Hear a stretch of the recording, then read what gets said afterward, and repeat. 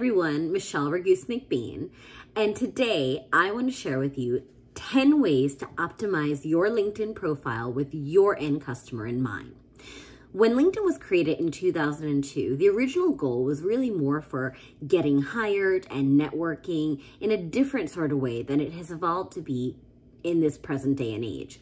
With 665 million business professionals on the site, LinkedIn has become a place for social selling, thought leadership, and connecting to your clients and prospects to create those genuine relationships that will help you move that relationship from marketing qualified lead or prospect to a sales qualified lead and ultimately a closed opportunity.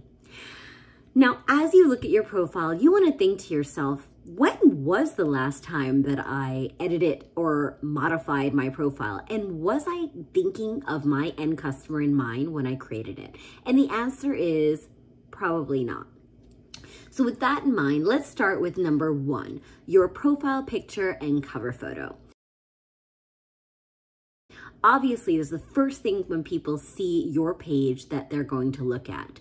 Is your profile picture semi-professional, good quality lighting, high resolution, clear background, or does it look like you just rolled out of bed, cropped somebody out of your photo, or have a very grainy, pixelated image, or none at all?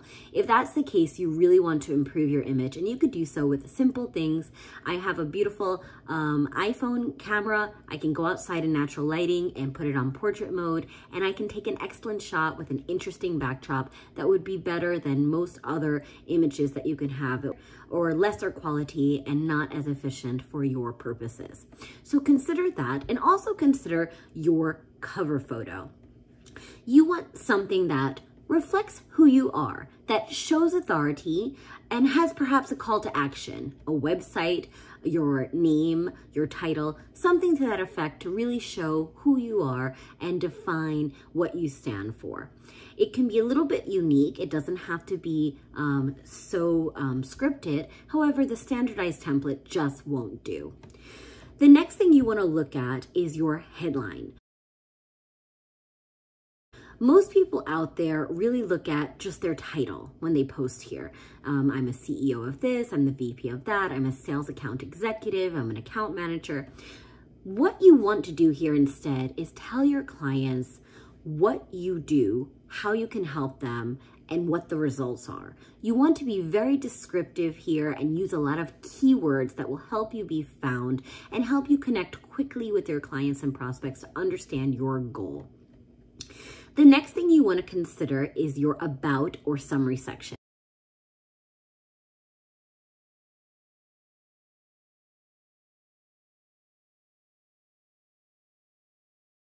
I like to call this your 30-second elevator pitch. When you think about that, you really want to talk about your value propositions. What's in it for your customers? How are you going to help them? What have you done to help people be successful? Most people use this opportunity to talk about themselves. And if you are looking for a job or looking for some humble brags, that's okay to some extent to tell people what you're successful at.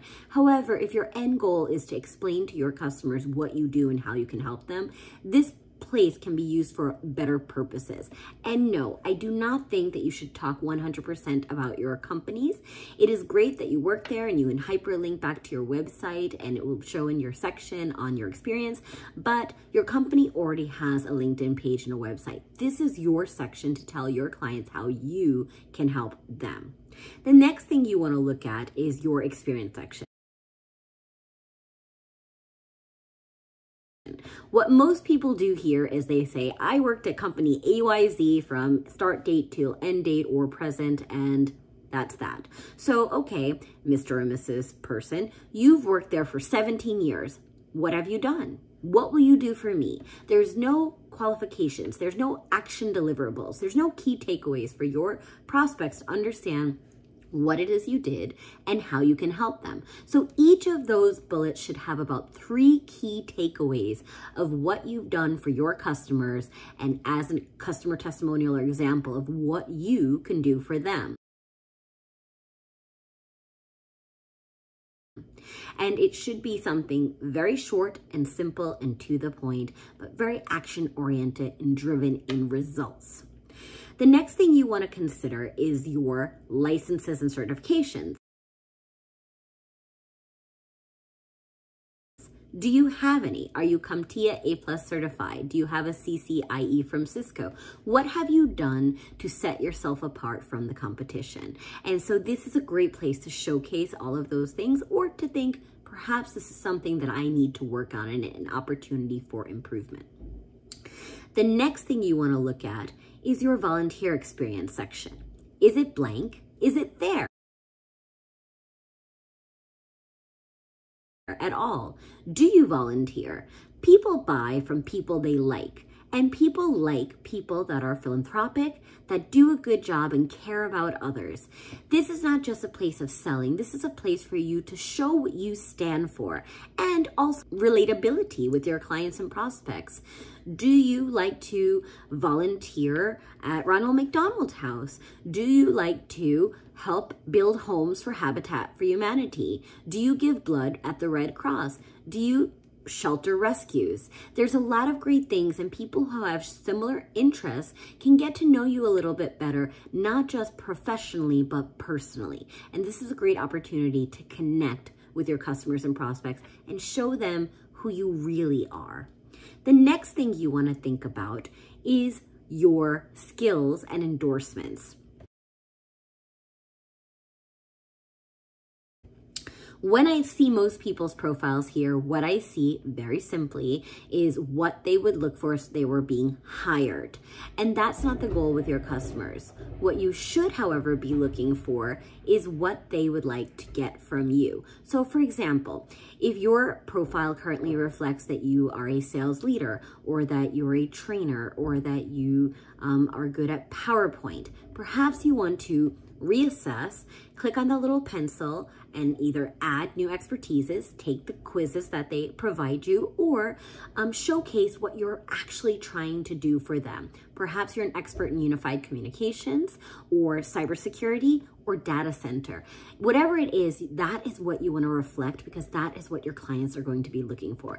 And always remember, it's give, forget. So the more that you give these out, the more that you're going to receive them. It's like good karma in the LinkedIn universe. And the same is true for your recommendations. Remember, everything else that you say on your profile is what you say about yourself. However, this section is what your clients, colleagues, mentors, managers, cross-functional teammates, partners, etc. say about you. What is your brand? What do you stand for? This is a great opportunity for you to not just wait until you're looking for a new job, or perhaps you were laid off or fired or quit, or just unhappy where you work for. That's when you ask for a recommendation. No, you should be proactively working on these recommendations often. In fact, 89% of customers say that they would be willing to give a customer testimonial or recommendation, and only 11% of salespeople ask for them. Consider who you've worked with and had a great opportunity with, and provide them a recommendation and ask for one in exchange. It's a great opportunity to showcase to other people in your industry and be a referral for future connections that can potentially come from it.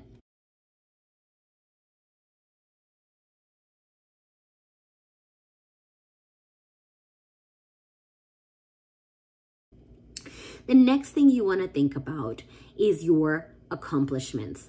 Do you have your MBA? What have you achieved? What awards have you won? This is a good opportunity to showcase more about who you are and what you've done. Are you an author? Have you written books? Have you given a TED Talk? What have you done that you can celebrate and showcase?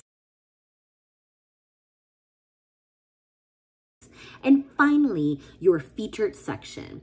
You should be posting content and, more importantly, engaging with your prospects on their content, either on their walls and their posts and activity, or in their groups.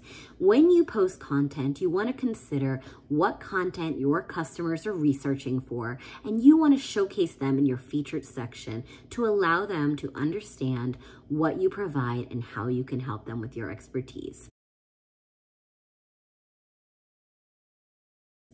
These are the top 10 tips on how you can best optimize your LinkedIn profile. And of course, there's hundreds of strategies for success, but this will really help you get a good start in the right direction. If you have any questions, please don't hesitate to reach out to me. I'll look forward to chatting with you soon.